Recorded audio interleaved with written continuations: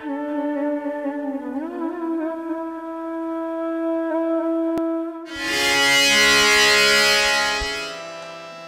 of you who are joining us for the first time tonight, we are pleased to be here at Satya Drishti Spiritual and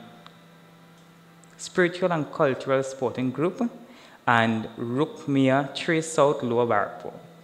And I pass here nearly every day when I'm going to the Vidyalaya. I just don't know that I pass.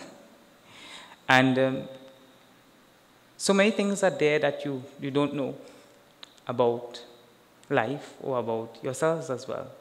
And we would have studied under the patronage of a great saint. And in Tulsidas' Ramayana, he talks about the qualities of a sadhu. A sadhu is one who only thinks about the benefit of everybody else. A sadhu who treats the same hand that plucks the flower and the other hand as the same. And we have seen the expressions of this sadhu's life in his work. And you know, Swami Prakashananda Ji in one of his lectures said that the sun doesn't set in Chinmaya mission. And it's very true, because in any side of the globe, when here yajna finishes, in another country it starts. In India, currently there is a Gita marathon going to start as well. I don't know if by chance we had any role to play in that, where 18 acharyas are going to speak on the Gita. And they're going to start on the 8th of May. And they're going to different states and speak on the Gita. And this is because of the life of one individual who would have transformed himself to a level where the individuality was no longer there. And what's so interesting is Swamiji also believed that we had the capacity to change ourselves to that, to be that. Imagine somebody coming into your ashram and you don't ever ask them where they have been. You don't ever ask them what they've done. All you tell them is that you have the possibility to become me. Think how great this Mahatma is. So even when we come to speak about the Mahatma, words fail. You know, there are moments in your own life that you try to speak about your mother, or you try to speak about your father, or some mentor that have given you so much to make you who you are. And then you realize that speech has its limitations. And we are going to think about one name of this great Mahatma. But even our thinking also is limited to the glory of this great Mahatma. We are seeing one of his 108 names tonight. We will chant from Om Yatatmane Namaha. Om Yatatmane Namaha. Om Yatatmane Namaha. Om Yajnakrite Namaha. Om Yajnakrite Namaha. Om Lokaprasiddhaya Namaha. Om Lokaprasiddhaya Namaha. Om Vagmine Namaha. Om Vagmine Namaha. Om Vibhave Namaha. Om Vibhave Namaha. Om Vinodapriyaya Namaha. Om Vinodapriyaya Namaha. Om Vinayashilaya Namaha. Om Vinayashilaya Namaha. Om Vinayashilaya Namaha. Om Vinayashilaya Namaha. Om Vinayashilaya Namaha. Om Vinayashilaya Namaha. Salutations to one who was humble. And initially when I saw this name, Next name. Okay.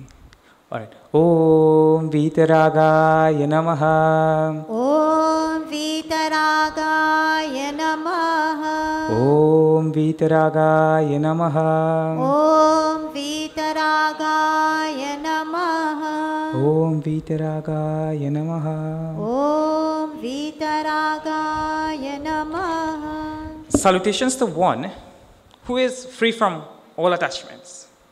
What a beautiful name. Gurudev will be with you in this moment. And then tomorrow he's in another place.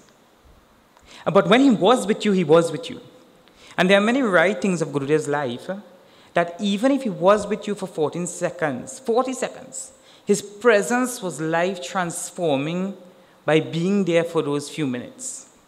And because we have so many attachments, for instance, I may be talking here now, but thinking about something that I need to get done in the ashram when I go back. Or I may be thinking about something that I have to do tomorrow. But that Mahatma was really present. He lived in presence. And the more you become detached from people, is the more you are able to love them. Because you are able to see things from a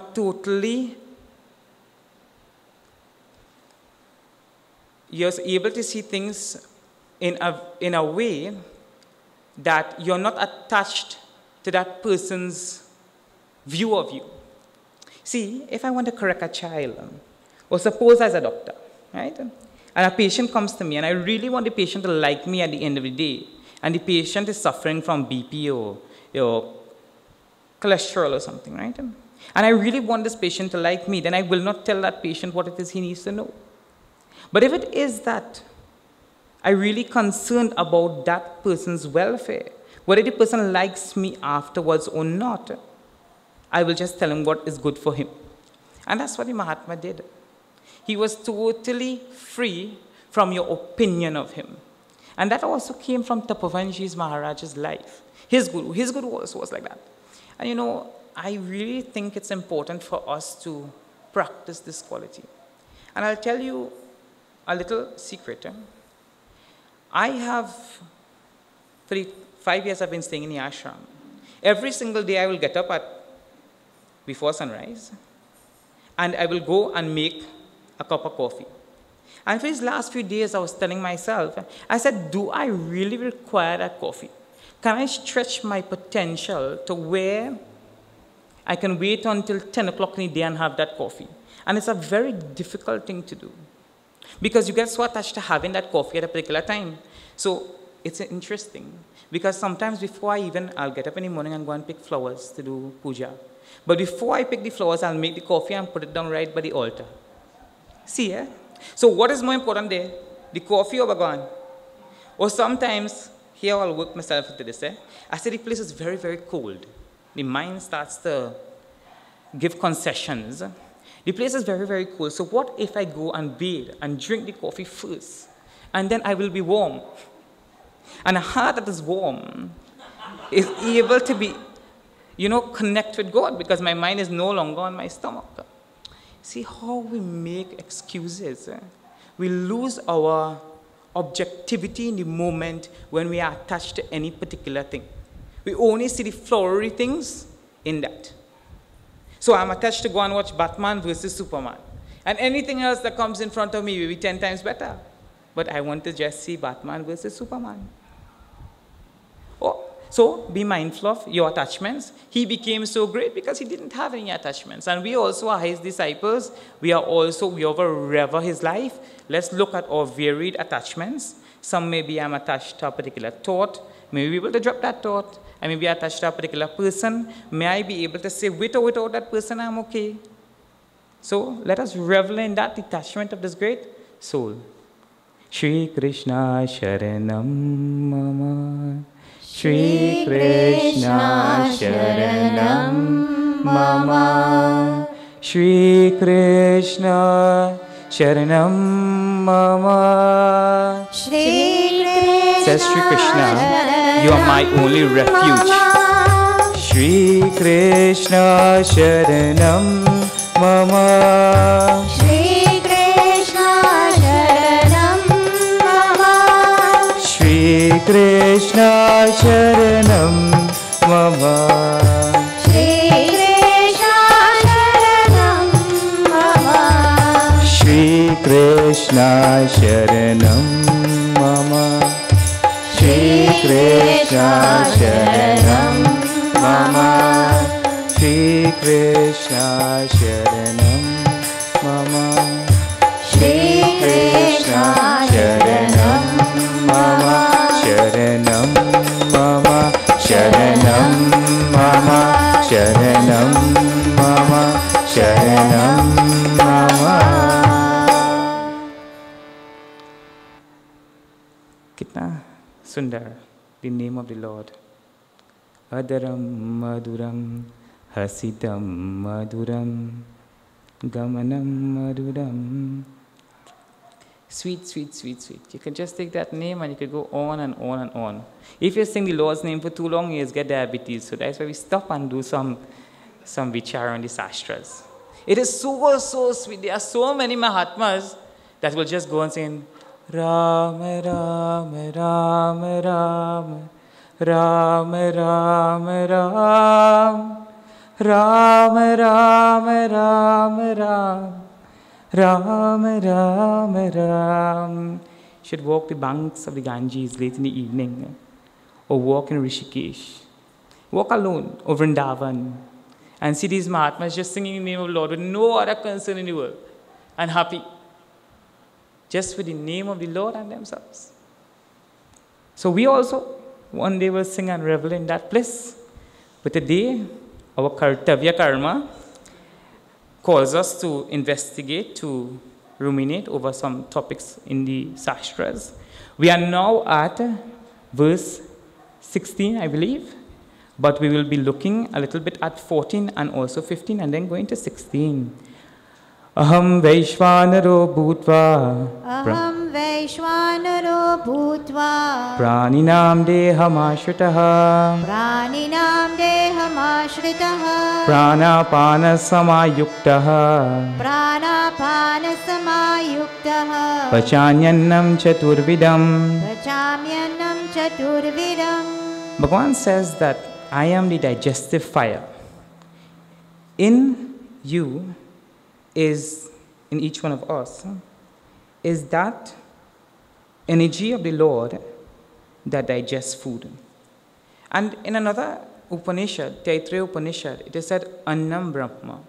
So the Lord himself is that food, and the Lord also is that which digests food. And leaving some other aspects of the verse in terms of he's the prana and apana that digest this food, and also, and here, if we analyze that the Lord himself is digesting food, what should be our eating habits? Should we be eating, should we go on a seafood diet? Everybody knows a seafood diet? Anything I see here, I eat.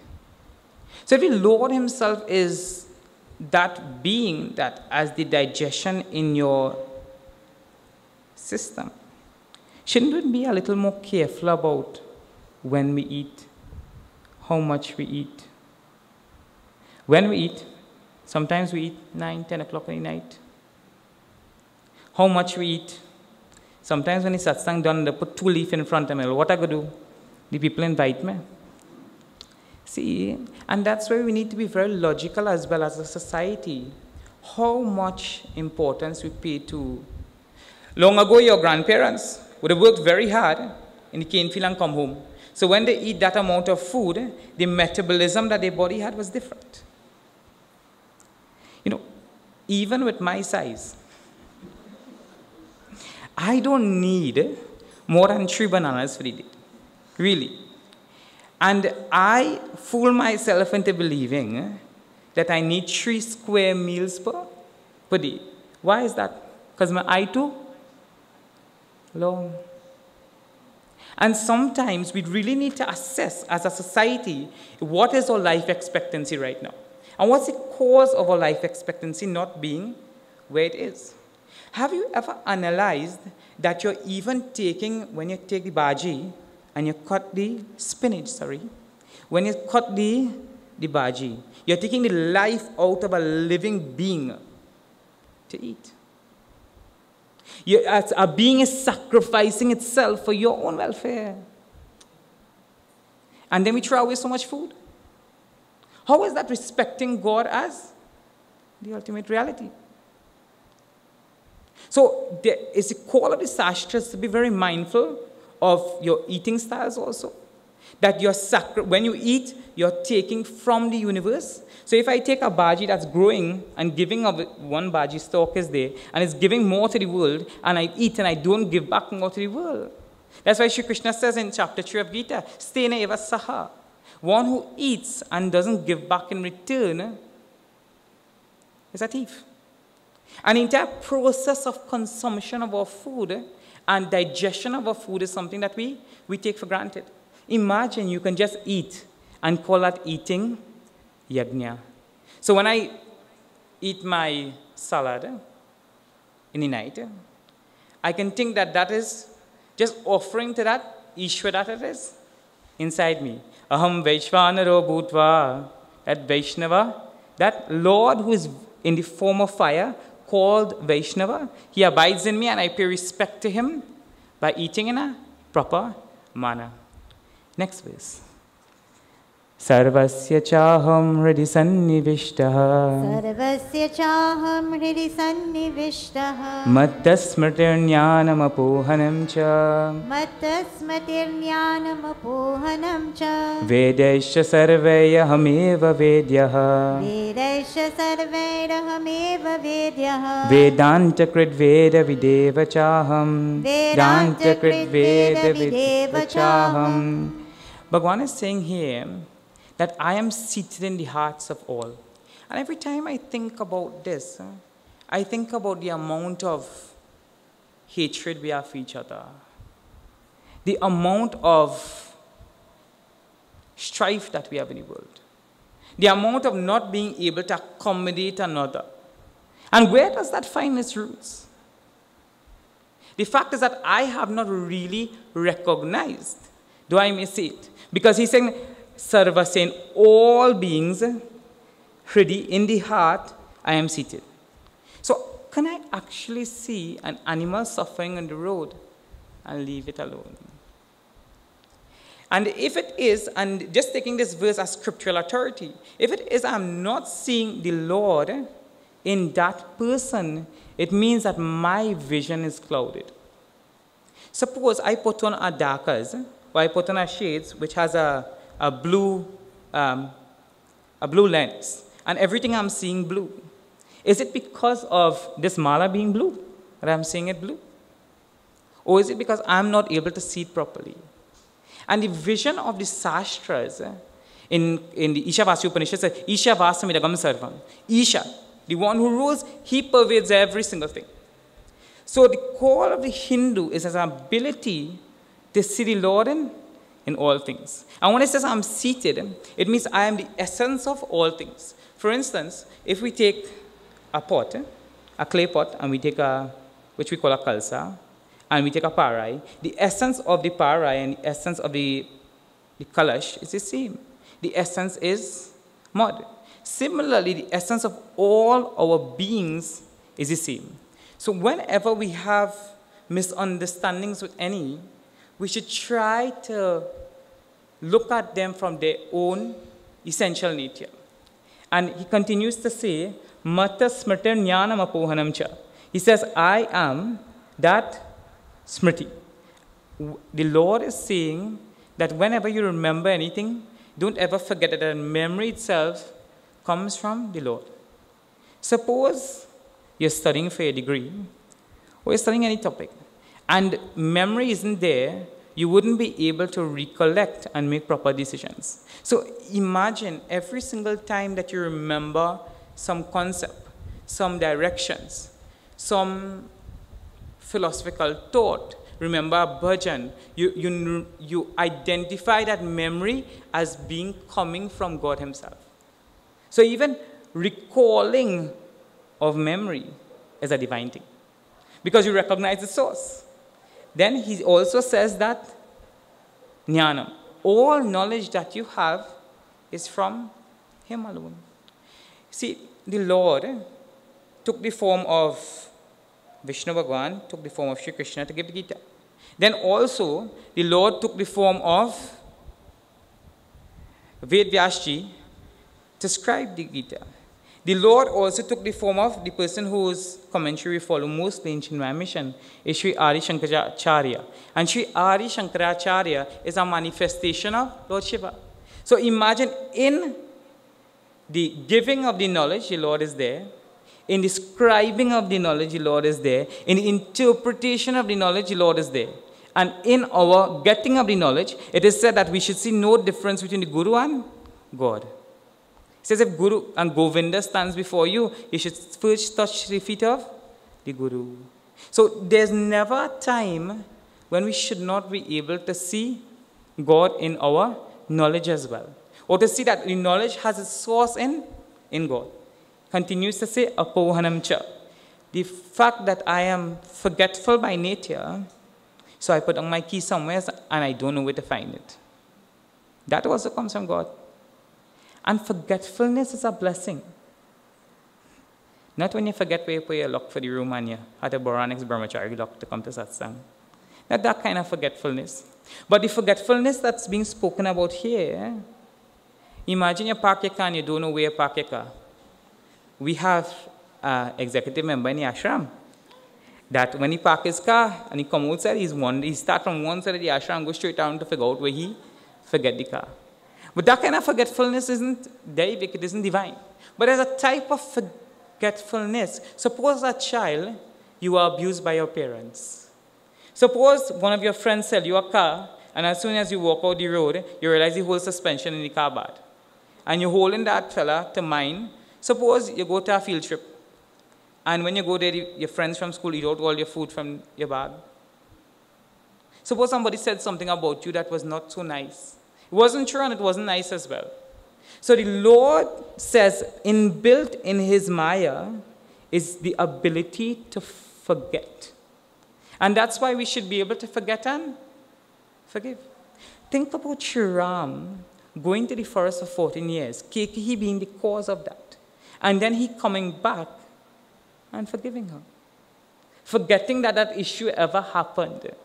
So you see what happens is that if you don't forgive somebody who does you wrong, you carry that agitation in your mind. So you already, suppose, right? I'm looking for the thinnest person in this hall, Nikhil. Suppose Nikhil, I do Nikhil something, right? I overtake Nikhil on the highway, right? And I give him a bad drive. But not only that, I come to the satsang and I find, well, they didn't put aside no food for me, and I take a box of food, right? So Nikhil goes to India to study, and after 10 years' time, Nikhil comes back. The only thing Nikhil is waiting to do is to take my food when he comes back. That's the only thing he has in his mind. What happens there? He's distracted in India while he's there. The second thing is a small fella like him is carrying about a big fella like me, which is a lot of weight. So when you carry anybody else in your mind, it's a lot of unnecessary tension. Oh, Puja Gurudev just said, drop it. Just drop it. It doesn't matter. Just drop it. And you take it as Ishvara's will that whatever is happening.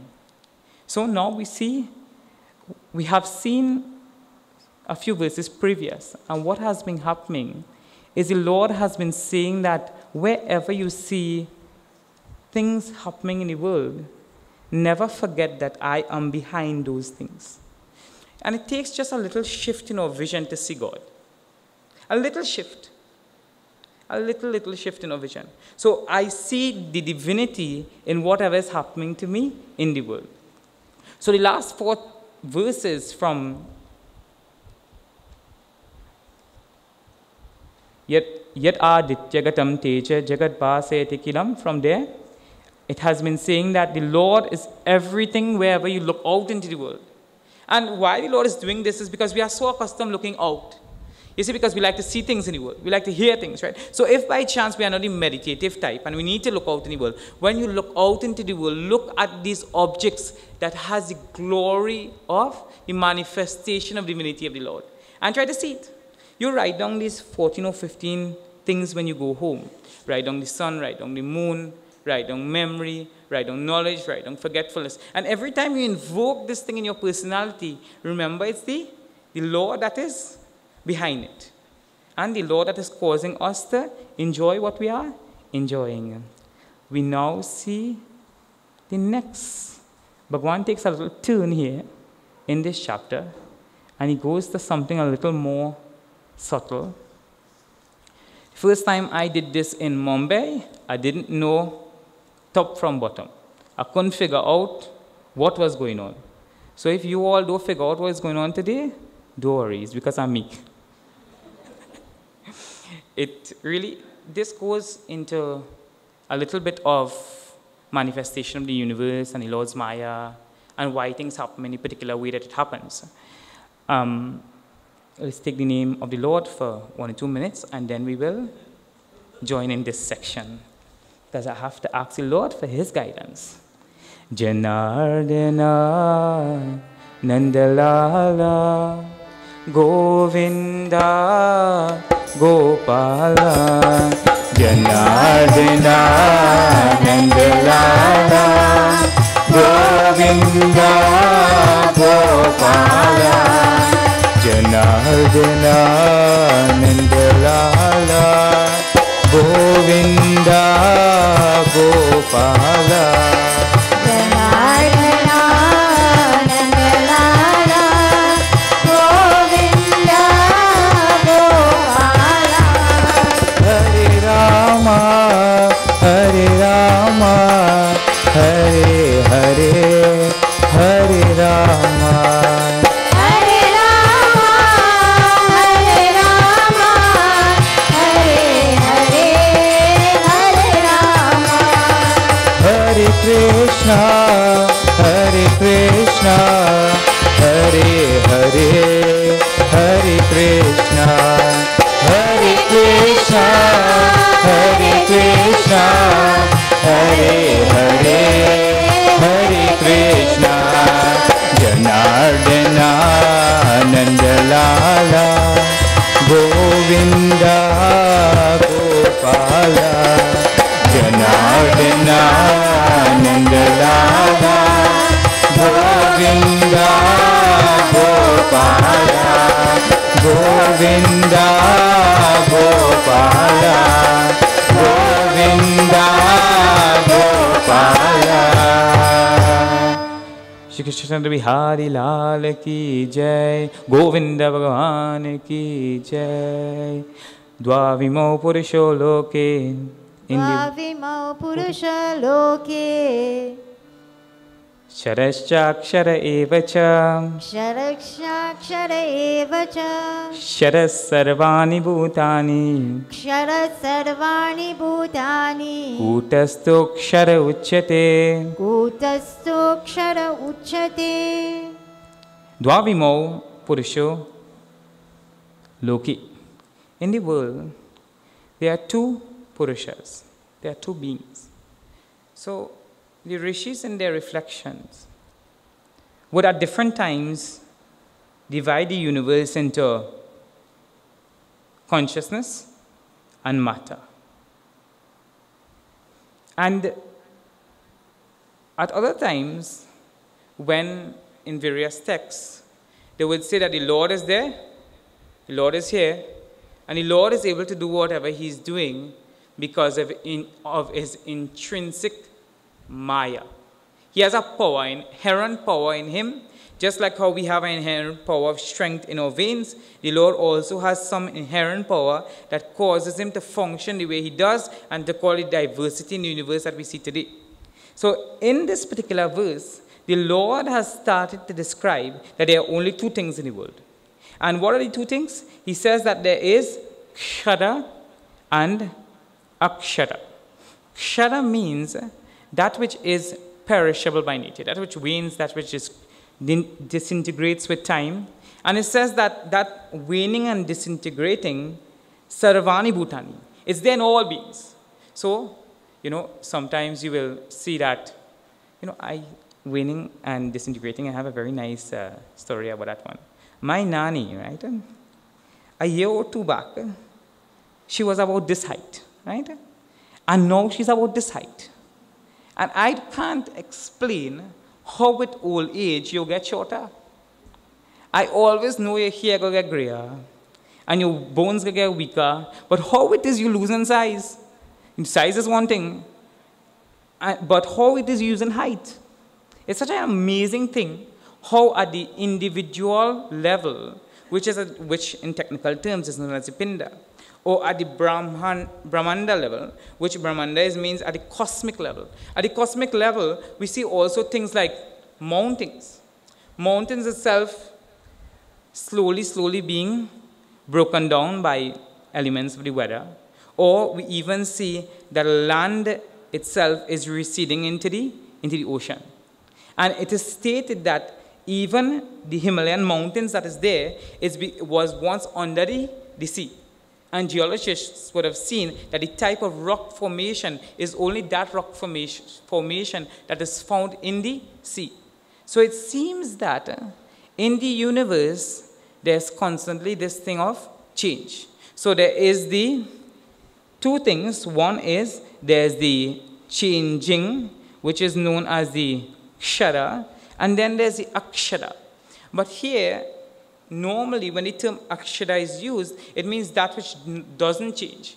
But in this particular verse, Dwa imo purusho loke, sharaksh chakshara eva cha, the Akshara does not refer to Brahman or the Lord of the entire universe, which is normally changing. Normally, so there's the Lord here, and then there is the changing universe. Here, they have three things now. So one is you have the changing universe, then you have Maya, and then you have the Brahman. So you have three things here. And three names are actually given. If you look at the next verse, which is verse 17, it starts with Uttama Purushaha. So in this description the Lord is giving of the universe, he is saying that there are three Purushas. Purushaha means being. So there are beings that disintegrate, that wane with time. There's another being that is seemingly eternal, that gets the name of Akshara, which is a synonym for Maya. And then there's the Uttama Purushaha, which is the highest being, which doesn't undergo any change whatsoever. So there's three beings that are being indicated towards.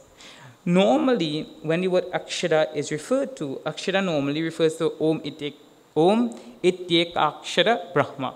The Akshara normally refers to Om. So this is one of the first references in the Gita that the word Akshara, so Shara means changing, and then the opposite of that will normally put A in front, and you will get a negative form, which will be the changeless. But here, the changeless is being referred to as Maya.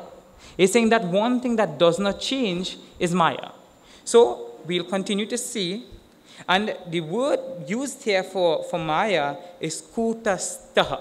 So that Maya is known as Kutastaha. Kutastaha also is normally used for the word Brahman. So that's why it's so important when you study these things.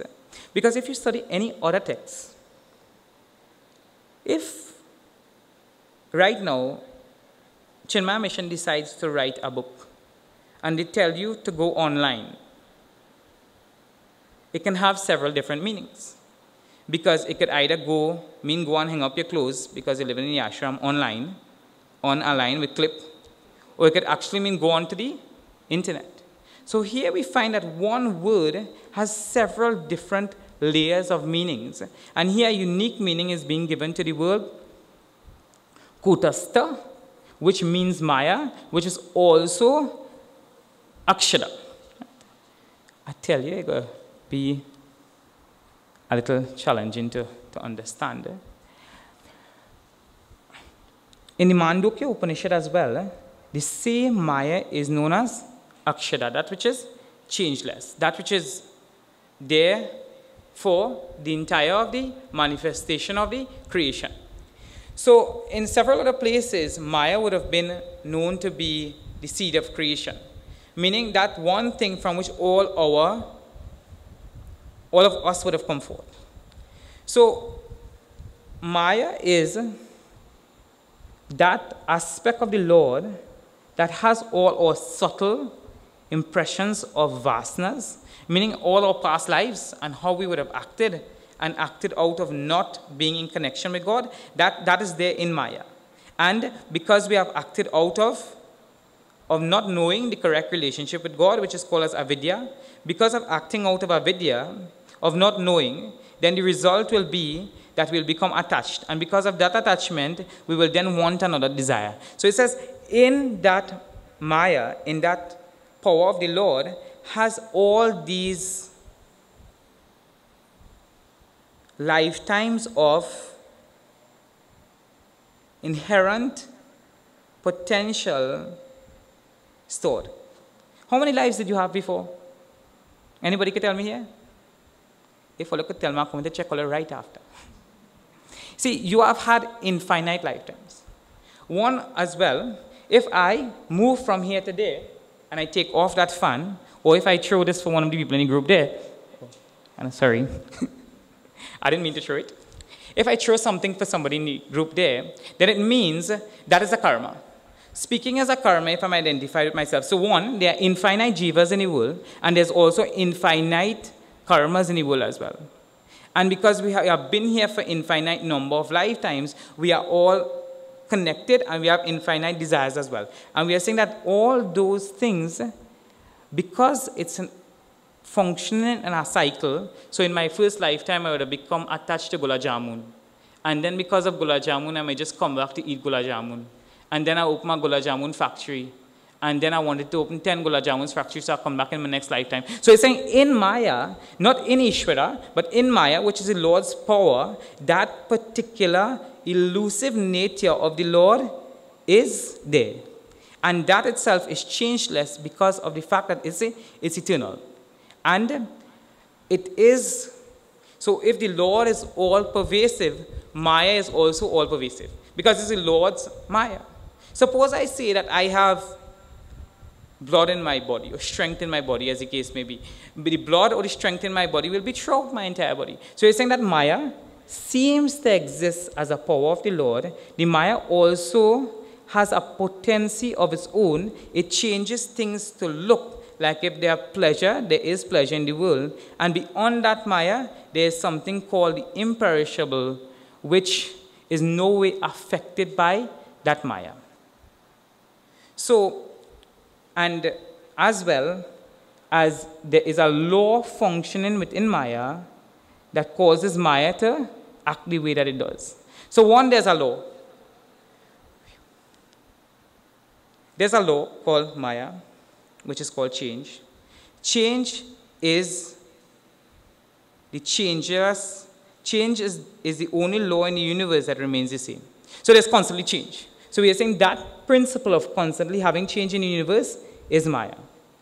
And Maya itself has the potency to have one aspect of itself observing the changes as being the law itself, and it has one other aspect of itself involved in the change itself. So when it is that the body changes, that itself is one aspect of manifestation of Maya. And then when the principle of the law that allows the change to take place, that also is Maya.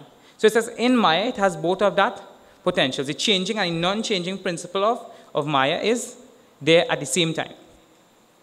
So when Swamiji normally speaks on this topic, he says that how one entity could be there that could be eternal throughout history and allowing all changes to take place, and that itself not becoming involved in any way, while at the same time being the changing as well. And he indicates the fact that there are two parallel things happening in the universe at the same time. Like you can be sitting on a train and sitting at the same time and moving at the same time. So you're sitting on a train or you're sitting on a vehicle, and the vehicle is also moving in a direction. So you're doing two actions at the same time. So it says Maya has the potential to have a changeless aspect and also a changing aspect at the same time. So, and when he speaks on this, he normally speaks about the fact that you can see that we are sitting here on the earth, and the earth is going around the sun. But the earth is also, at the same time, while it seems to be stationary, is also spinning on its own axis. And is also tilting for winter and summer as well to take place. So there seems to be things in the universe that is moving and not moving at the same time. And that principle is the Maya principle in the universe. So Puja Gurudeva, Swami Chinmaya, when he spoke, he used to move a lot. like that, right? It was an art form for him. So when he spoke on the concept of this kshara and akshara, he says that from his hips go down was akshara, meaning that which is changed less. And here, you had all this change happening at the same time. So the one thing that we need to understand from this whole principle of Maya, Maya is eternal, just like how Ishvara is eternal, have been there forever. Maya also pervades all things in the universe. It is seen in the cause of the universe. It is also seen in the effect of the universe as well. It also has the ability to be changing and also change less at the same time. But what the verse after this says is that beyond that Maya is something else. Uttama purushastvanyaha Uttama purushastvanyaha Paramatme Tudahritaha Paramatme Tudahritaha Yolokatrayamavishya Yolokatrayamavishya Vibhartya Avyaya Ishvaraha Vibartya Avyayishvaraha Vibhartya Avyaya Ishvara. Vibartya Avyayishvaraha. So, Uttama Purusha. So we are not really concerned about the function of Maya in the universe and how Maya came into being and why it's there for that length of time. You know, you ever went home, right? And you didn't really care about what was happening home. They said, just bring food on this table. Because you're hungry, all you want is food. So for instance, if I am passing over the ocean in a plane, and God forbid the plane crashes, but I jump out with a parachute just before, and I'm in the ocean there for 3 days without food, without anything to drink, and I'm swimming. Let me be real with all you, I'm floating because I can't swim. Right? So what happens is that I lie down on the ocean there. If it is that a helicopter passes, would I ask that helicopter, the person who is driving that helicopter, that pilot, if he had breakfast this morning? No. I say, oh, take me away, I'll bad double when I reach Trinidad. Because all I want to do is to get out of that situation, difficult situation. And what we're saying is that change in the world is a difficult thing to adapt to. 1 minute you're born in Trinidad, the next minute you're born in China. There are so many changes happening within your body itself, and the body itself isn't able to, all these processed food. So sometimes I fast for 10 days, 20 days, 21 days with fruits alone. And when I go back to eat these foods, right, and that also is Vasana, I go back to eat a doubles the first day. Or I go to eat a burger, a veggie burger. Veggie burger, yeah? So when I go to eat that veggie burger now, right, my system is not able to digest it. Because there's an element that is foreign to the system. And why do you think that we are always looking to go beyond situations that change so much? Why do we look for stable jobs? Why do we look for stable relationships? Why do we look for a stable bank that doesn't close down tomorrow? Why it is that we look for a car that is stable, that we don't have to shut down in the middle of the road in the night? Because instability is not something that we like. Because stability is in nature of our true self. So what we are seeking really is that one thing that is the cause or the stability of the entire universe, which is known as Uttama Purushaha. It says, other than the changing thing, there's one highest thing. See? If it is that you're a mountain climber, and you climb the San Fernando Hill, and you go and tell everybody all over the place you climb the San Fernando Hill, or you went to the mountain and you climbed Platinal up on that side, there was one hill there, or you go on Vibhuti or a center in India and you climb one hill there. What if you tell them you climb the Mount Everest? Isn't that the best thing to climb if you're a climber? So what we are saying is that there is a state that you can go beyond all effects of the gunas. So you wouldn't feel sad, you wouldn't feel mad, you wouldn't feel extremely glad, because every time you feel one emotion, there's the accompanying opposite emotion in a short period of time. There's also inbuilt in this universe coming back. Suppose I tell you, go with me to the ashram, but tomorrow when you come back, you're not sure that you have a home. Would you be willing to go? No. Or come with me. Come spend a month in the ashram with a dharma seva course, and when you come back, you're not sure if you have a job.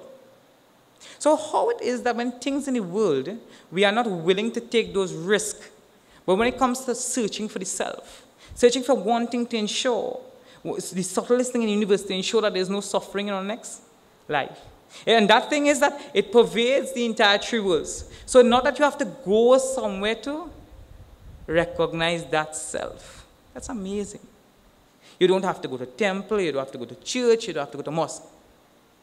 Well, don't tell this Swami, say I don't. Yes, you realize I didn't say the ashram, eh? You don't have to really go anywhere. Because if that self, which is the cause of everything, is everywhere, and you're trying to figure out that self in yourself, which is all-pervading, then the self is also in you as well. And that's the highest thing, that's the only thing that should be the center of our attraction. And it says that consciousness pervades the entire world. You see, whatever thought that even my mind can entertain, my mind has the power to entertain right now the Himalayan range or the entire Manzilina stretch, right?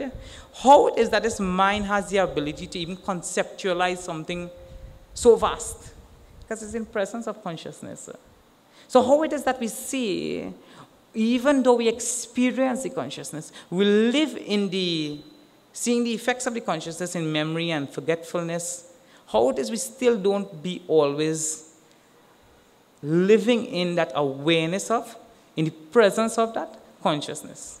When it's the very thing that causes us to be who we are, which is that avyaya. It says in the verse here, avyaya. That is indestructible. So that most essential nature of your being, even if you are diagnosed with a lifetime disease, that doesn't affect that reality.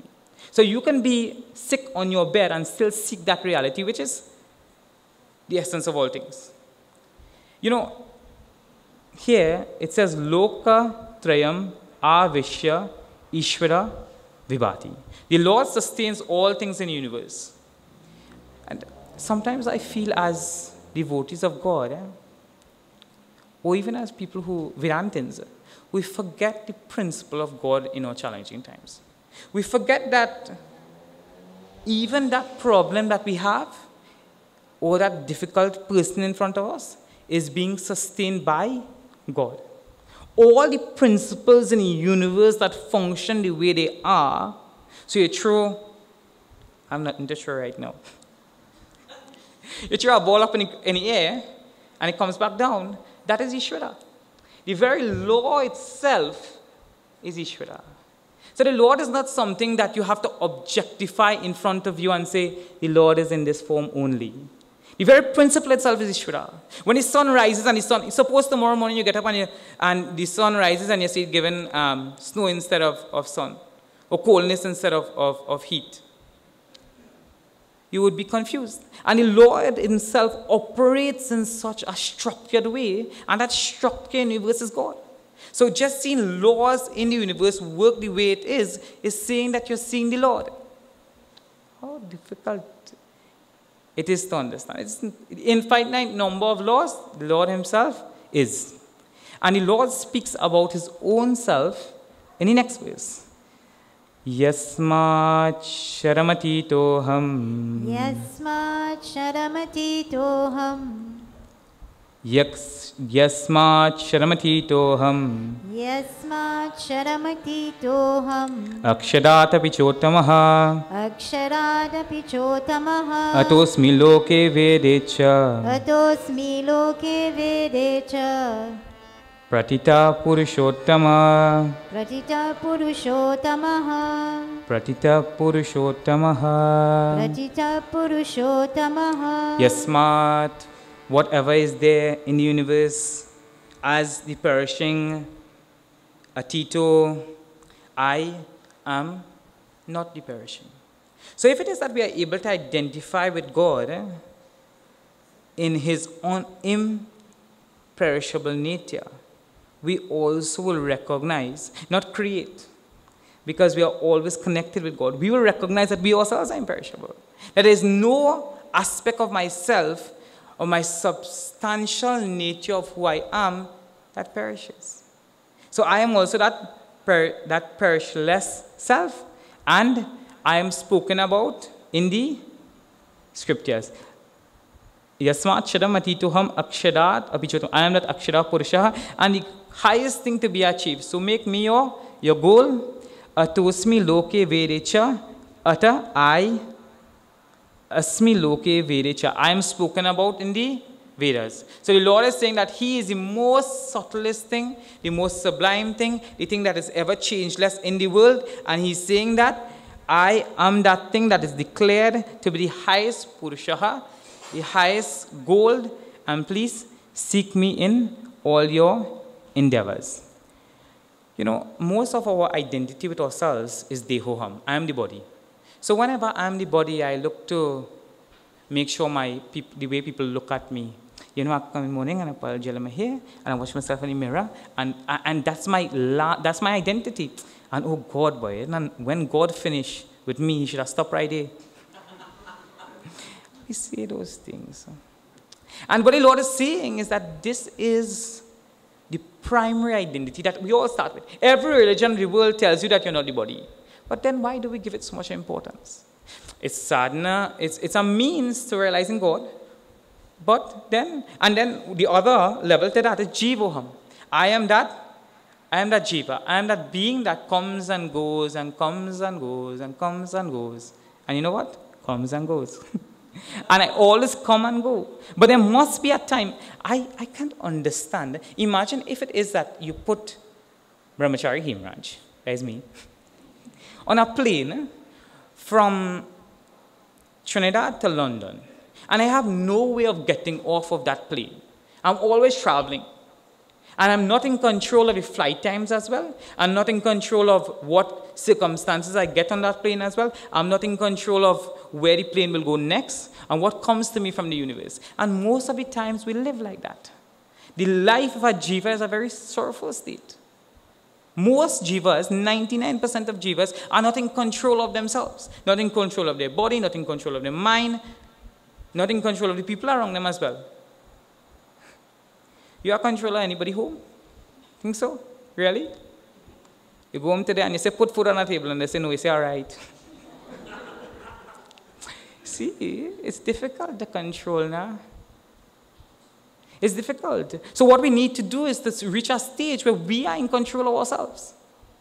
We have given ourselves to the world so much that it matters what the other person thinks. But it doesn't matter what Ishvara thinks. And here Ishvara is saying is that me and you at our essential nature are the same. Krishna is known in the Shastras as also Purushottama as well. And he's saying that we also can attain that state of Purushottama. That one being that is the non-changing. Next verse we see. Yo mamevam sammudaha. Yo mameva sammudaha.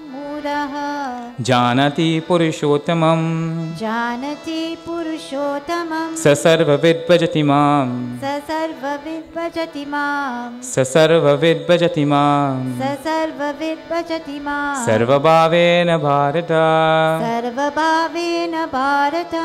Sarvabhavena bharata. Sarvabhavena bharata. So, it is saying that the Lord is imperishable. We also are imperishable in our essential nature. We have no real connection with His body. We have no real connection with His mind and intellect that we can never get to settle in one place.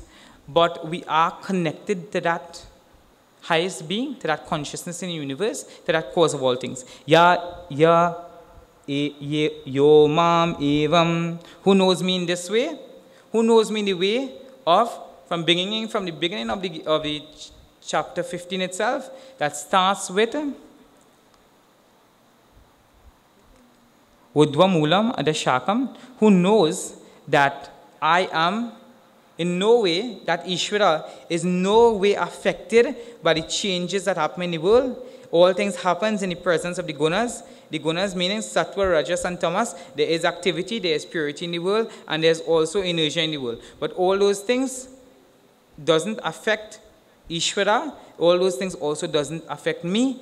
He who janati, yamam evam, who knows that me in all these ways, who knows also that aham eva brahma, that I alone am Brahma, that I am alone, I'm God.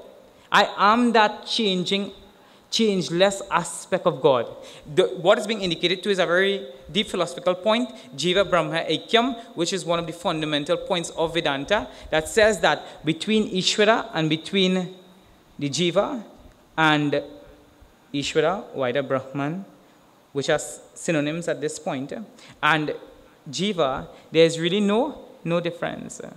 Between you and God, you share so many things in common that you wouldn't even believe it. And it says one who knows that becomes sarvavit. He knows the essence of the world. And that's very important for us because so many times we know things, but that doesn't bring us happiness. Knowing engineering, you know to become a medical student, you know English. But does that really make you understand the essence of all beings, of all places in the world? And there's a very nice reference in the Mundaka Upanishad where Shaunaka goes to Angiras and he asks the same question. He says, tell me that which knowing there's no more things to be known. Tell me that in which in understanding there is nothing more to be understood. You know how I bring this into practical reference? Tell me one day that I could stop going to school. You can understand that there is a child. What it is that my parents would be satisfied with, that there's no more need to enter into a school compound. And the world also is just like a school compound. You know, but never take away lunch and in school. There are plenty of suffering there as well. He says, tell me what it is that is to be known. And the Lord is saying, know me in my truest nature, Purusha Uttama, as the highest being in the universe, and understanding that when you know me like that, you worship me. And here, there are two schools of thought. If you are thinking about knowing God as Ishvara, the Lord of the entire universe, then Sarvavit, knowing Him, Bhajatima. Bhaja Govindam, Bhaja Govindam, Govindam Bhajamuramate, Govindam Bhajamura. So, having known the Lord, then we worship the Lord. What is there else to do than to worship the cause of the entire creation, understanding you are also part of that? So you find all these great Mahatmas, all these Shankacharyas of these Peters and stuff. They just go on worshiping the Lord because they realize that the Lord is everything. But if you're talking from a strictly Advaita Vedanta perspective, then knowing the Lord, you cannot objectify the Lord as something outside of you and worship. So that bhaja represents being that existence principle and then just reveling in that. Because there's no separate worshipping. 2 points. Bhaja, if you believe in Ishvara, then you worship the Lord as an external thing. But here, really, it's saying that you recognize your oneness with the Lord as the clay pot represents its object, its oneness with all clay. But here also, we are not denying the fact that there is a thread of devotion as well. But strictly here, it's speaking about not worshiping God as something different, but as recognizing God as your own self. Shri Krishna Sharanam Mama, Shri Krishna Sharanam Mama, Shri Krishna Sharanam Mama, Shri Krishna Sharanam Mama, Shri Krishna Sharanam Mama.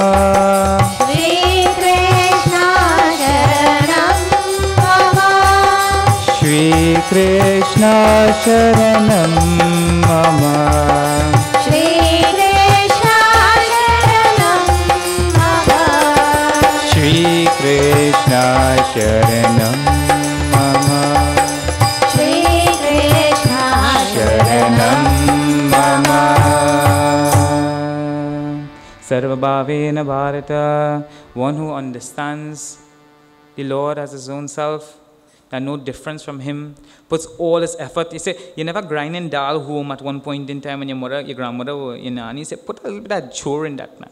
Put a little bit of yourself into the way you're doing. I remember my mother sending me to cutlass grass. I break the cutlass. And many times we see in the universe that people do things and don't put their entire being into it.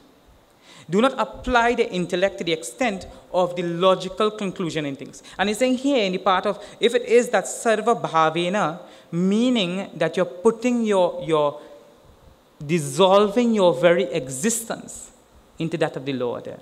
Like how the salt dog goes into the ocean and just immerses himself into there. Same way you will realize that you are one with the entire universe and there's nothing particularly for you to do. The Ishvara's will is functioning, but you are really identified with that pure consciousness in sitting in meditation. So either that is, or sarva bhavina. It means if you are functioning in the world and you know the Lord as that Uttama Purushaha, which is the secondary meaning here, because really when we say knowing the Lord as Uttama Purushaha, we are talking about a Nirupadik, meaning that Lord who doesn't have any name, any form, any place, who cannot be objectified. But if it is that you still feel the need to worship God from a devotion perspective and you haven't reached that state of realizing God as that absolute without name, without form, then put your whole effort into it. And many of the problems we face today in society is because people don't put the effort into what they're doing. You never cut your finger and when you're cutting cabbage and you're looking at some cereal. Or you're driving on the road and you hit the biggest pothole in the road. Because you're really not putting all your effort into where you are. And if you look at a national level, most of the problems we face as a country is because I was working in the Ministry of Legal Affairs probably about 15 years ago, right? Less, I think. I don't want to say 15, then I'll calculate and figure out my age. Less, about 10, right? And what happened is that these people, 1 week before my contract finished, they asked me why I work in. They asked me if I have anything special to get from the ministry. So, you see, even in the professional field, they are asking you not to put out your best. The job place, they're doing that. And sometimes I feel when we do anything at all, you know, I have seen people who cook food, and when they cook their food, they put every single, they take everything from the kitchen as well. There's nothing remaining when they finish. But they really try to make food into a cuisine, into experience. And one of the things is that we as a people, whatever you're doing, try to be present, and our Puja Gurudev says it beautifully. It says your hands and your heart should be in the same place. So if it is in Brahmachari Satsang and you decide to sleep, then sleep. Be fully present with that sleep. But when you get up for 10 minutes, then be fully present with that as well. So learn to, sometimes we want to sleep and watch TV at the same time. We want to eat and drive at the same time. And then wonder how it is that you didn't taste the taste of your food. Have you experienced? So here it is saying that whatever it is that you're doing, that you try to put your entire being into that, which is its secondary meaning. It says as a state where the one who isn't deluded, who understands all things in their correct perspective, knows that Supreme Lord who is the cause for everything, and then he is able to revel in that truth. Next verse says, Iti guhyatamam sastram. This is a greatest secret. It's so interesting that the thing that you're searching for is right in front of you. You know, it's looking for your key in your pocket. I remember a few years ago, about 5 years back, I got up 6 o'clock in the morning and I had to go to work. Could be probably about 8 years ago. And I was quarreling with my mother for misplacing my key. I ransacked the whole house. The key in my pocket. But I've gone easy up, I'm going to pick it back up from the table. Because I was so ashamed of looking for something that I had with me. And we searched the entire world looking for God. And God is very much a part of our very being itself. Isn't that funny? I could see myself going and sitting down in a Larry Joseph concert and laughing at myself for that. For searching for things outside. The source of all joy is God. And still we find ourselves searching outside. Because somewhere we don't feel that the Lord himself is the source of all things. And he's saying it's the supremest secret. Not because there's something to hide the secret from us. But it's the fact that we ourselves is right in front of your eye and you're blind. Like the radioactive waves are right in front of us. But we don't have the vision to be able to see. We don't have the technology. And it seems that in our personality, we haven't developed a personality to the extent to see God. And that's why, for me, growing up with this one line of the Ramayana, and probably the most powerful line of the Ramayana that I will ever know. Siya Rama mein sab jag jani, karahu pranam Jori Juga Pani. Jaya Rama Shri Rama, Jaya Rama Shri Rama, Jaya Jaya Rama. Shri Rama Jaya Rama, Jaya Jaya Rama. Not that Sita and Rama outside of you. I see Sita and Ram in this person externally when I say Sita Ram. But that same Sita and Ram is within me as well. How can I recognize God outside the creation without recognizing that God is within me as well? How does that work in terms of all-pervasiveness? If the Lord is present in this murti of Durgama, isn't the thing that enlivens that murti, that consciousness, that awareness, isn't that same awareness in me as well? Isn't that same power within me as well? So how can I not feel that power? He says, Etat Buddha, having known that Buddhiman Syat, he becomes wise. Having known that that one consciousness is my own self, and having reveled in my own heart with that concept, not knowing it as something, we go sometimes and we learn something in school, and as soon as the exam is finished, we forget it. But the constant awareness that that one thing that is pervading the entire universe is the same thing that is pervading me. The one thing that enlivens the entire universe enlivens me as well. And that is to be known, and is the only thing to be known. And it's extremely subtle. See, sometimes the reason why we are not attached to these subtle ideas is because our level of consciousness hasn't reached that depth. You know, there are people, our Puja Gurudev, when he started to do classes in Vedanta, he would go for 4 hours straight sometimes. And they will just revel in that thought. We, after half an hour, is it time? When he finished. You see, and Bhagavan is saying, Idam Uktam Maya, by me this thing has been stated. If this has been stated by the Lord himself, and it's the Lord's own words, and we are able to feel the Lord within us. One of the reasons it says in the same verse that he gave this Maya Anaga. I gave this knowledge to Arjuna because he was pure. Arjuna and Krishna did a lot of wickedness as children as well. When Krishna was thief in butter, I feel Arjuna wasn't close behind. But there was, what I'm saying here is that being wicked doesn't necessarily mean not being pure. So if it is that you could be a little bit of wicked, you could be a little wicked as well, nothing wrong with that. And the Lord himself, not me. Chitte chora yeshora kebal, navanit chora gopal. I didn't say Krishna is the butter. He's saying that in the words. Even though Arjuna and Krishna stole butter together, even though they played in the world around them, they were pure by their very nature. So whatever I see, whatever I say, and whatever I speak is the same exact thing. I have no attachments to the world again. Asanga sastrena rena chitva. Having cut all attachments, I may still interact with everybody, talk with everybody, but still there's no attachment to that person. So if they're there, they're there. If they're not there, they are not there. Because it's not the subtlest thing in the universe. So I am really attached to that subtlest thing. And because I'm attached to that subtlest thing, I can't find problems in the world. And therefore I am Anaga. Just like how Arjuna, that word comes from Rajatvat, which means to be straightforward. He was very straightforward, knowing the goal he had to reach. And I feel as a people, as a country, we don't sit down with our children and make goals. What is your spiritual goal in life? What is your material goals in life? Where you expect to see yourself in time?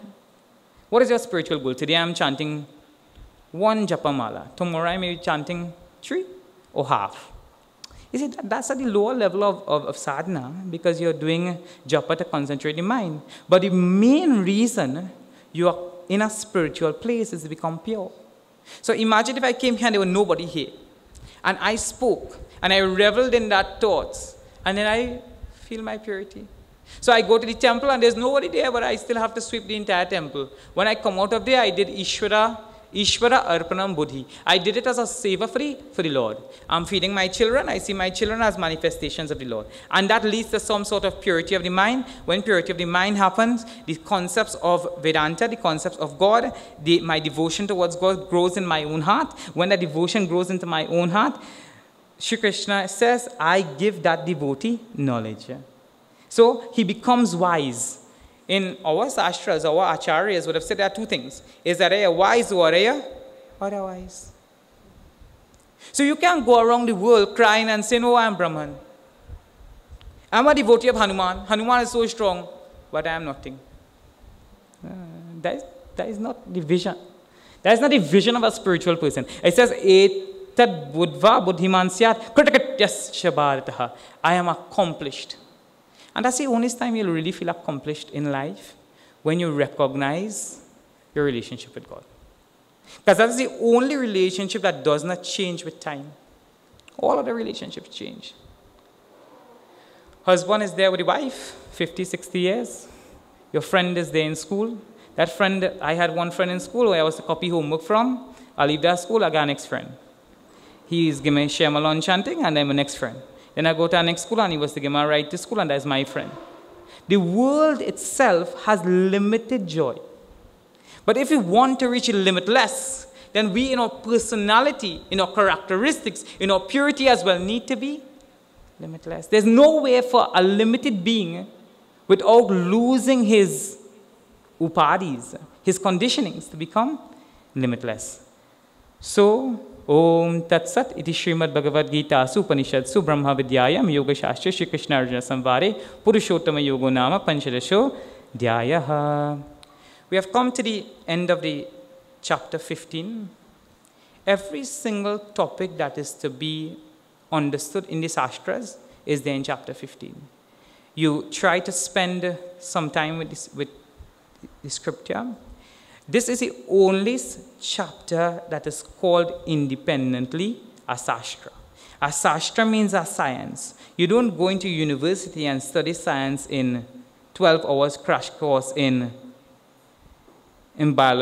biological engineering. You don't. So it takes a lifetime to understand what was given in it. The Purushottama, there's a highest essence behind the universe, which is your responsibility to seek. If you don't get it this lifetime, you have no choice but to come back again. We may meet again. We may not get good acharyas like Swami Chinmaya. We may have to struggle a lot more. So now we have the opportunity. Let us try to understand the scriptures in the way that was meant to be understood.